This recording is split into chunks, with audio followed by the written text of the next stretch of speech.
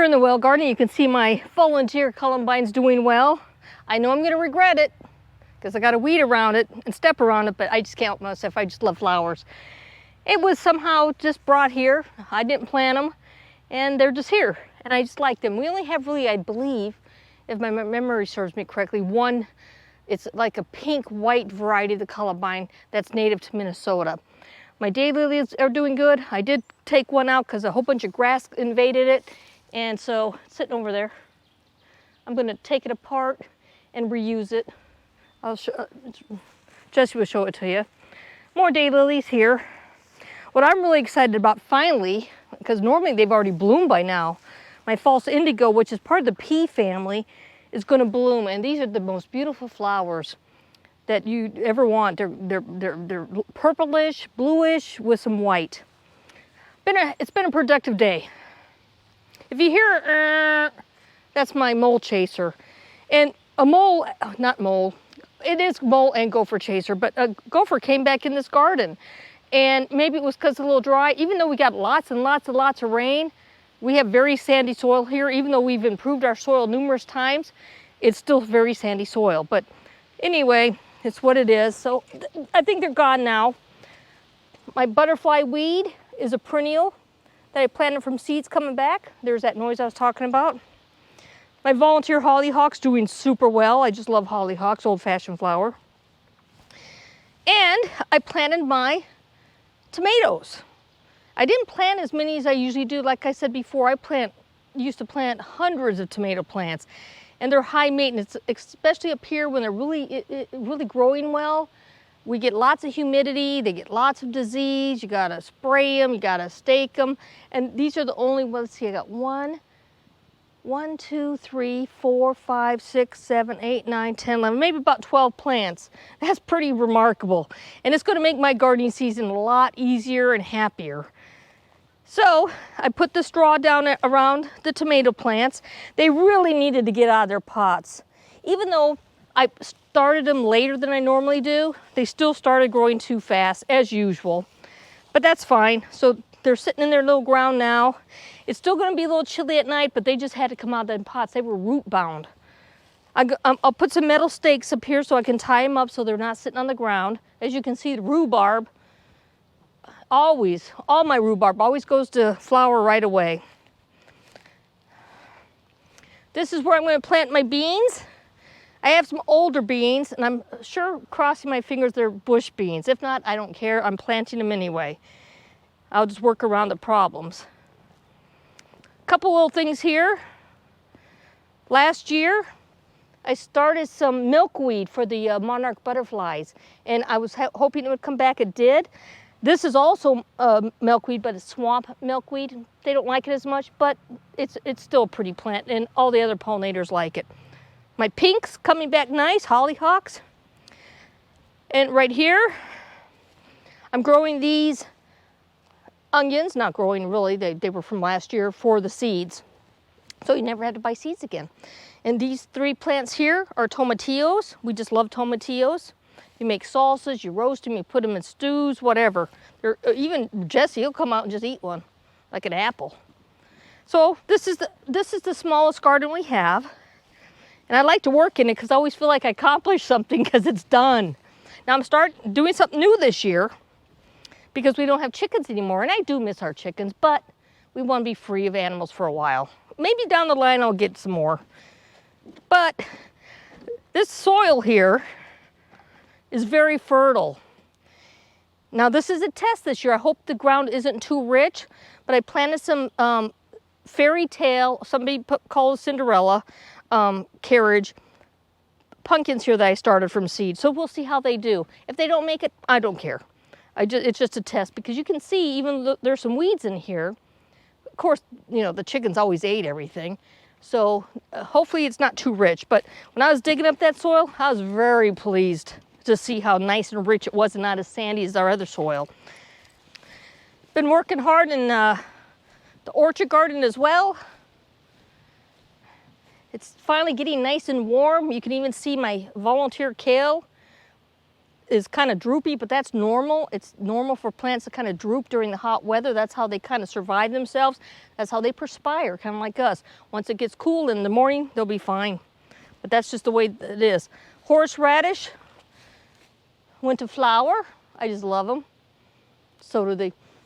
Smells good. Unlike its root vegetable. Lots of pinks again up here. It can be a perennial.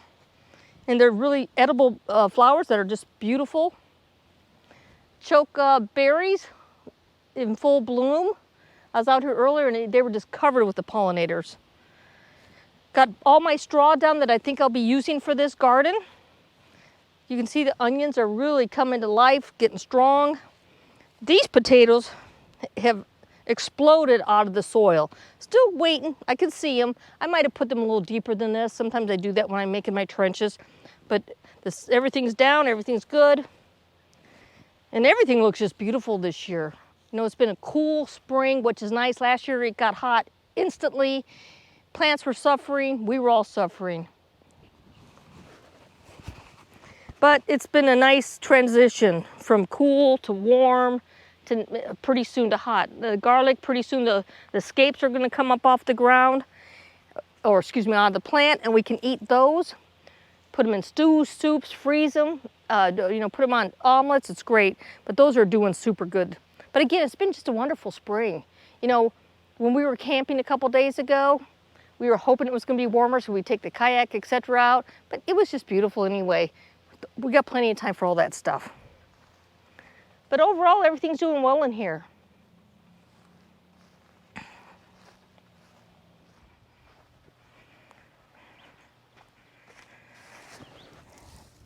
Been windy this year. Anyway, here in the greenhouse garden, I got some reserved straw for my potatoes that have not emerged yet. I did plant those a lot later. But the nice perennials are starting to bloom. I also got false indigo in here. If you ever want a great ground cover and that smells good if you walk on it or even mow it, oregano.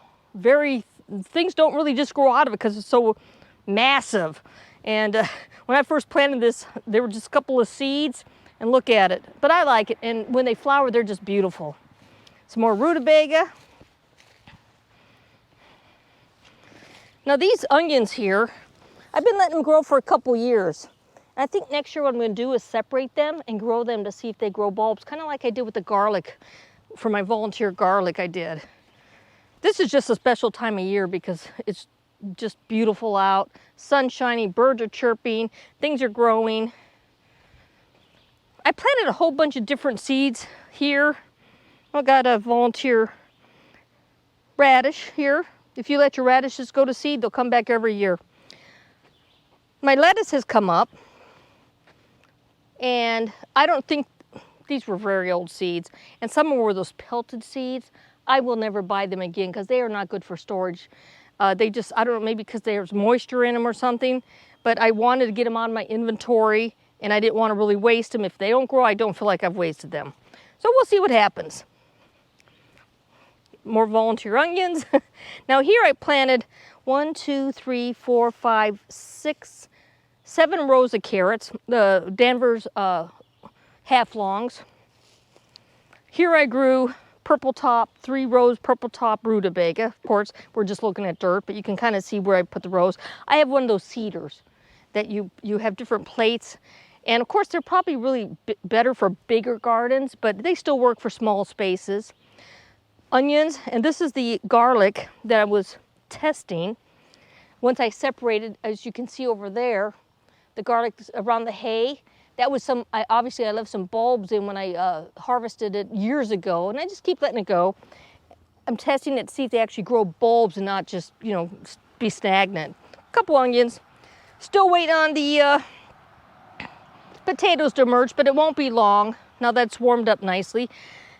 This is a really nice perennial flower here. These are Shasta daisies, the Alaska variety. Really like them. And if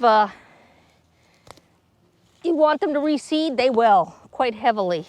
What I'm pulling is a Minnesota wildflower that's, in my opinion, invasive. Deep roots. But you can see the crabapple trees all flowered. The pollinators were all over them, and we'll see how they do. Now, if each one of these flowers actually grow into an apple, we will be flushing crab apples.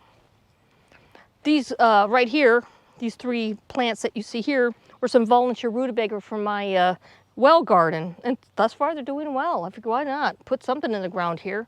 I don't plant a lot along this area, so why not? So the plum tree's already flowered as well.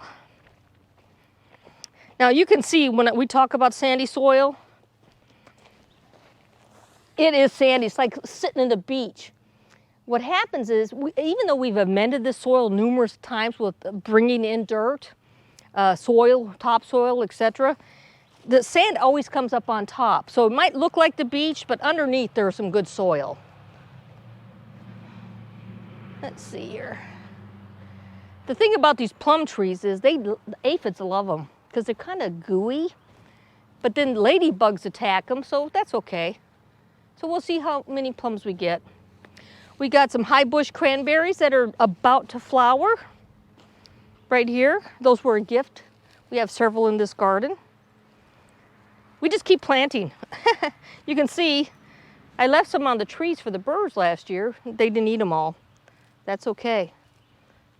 We'll just put them down and see if they flower. But anyway, just like the orchard garden, my yarrow got out of control, but I just like yarrow. It's just beautiful. Plus it has health benefits. So I will be digging a lot of this yarrow up, get rid of it, because it's where I don't want it to be. And this is the first year I'm actually growing fennel. I actually bought the plants because I never started fennel, and I love fennel. Fennel is so, if you like that flavor. So right here, now if you see these flags, this tells me don't step here, because I am notorious about stepping on plants and or hoeing them up, because I think I'm hoeing, not paying attention. Next thing you know, bam, it's gone. Now I don't know what this is. I didn't plant it, but that's okay. It looks like it's going to be some sort of flower, but if it's not, I'll dig it up. But I had to have it. I just had to see. It's like gardening is like a mystery. Sometimes you plant stuff and you just don't know what it's going to be. You know, well, you do because you planted it. But sometimes things just mysteriously come into the garden. And again, I'm my own worst enemy with gardening because I have to see what this is. Now, if I don't like it, and I'll look it up. I got some books for Minnesota wildflowers.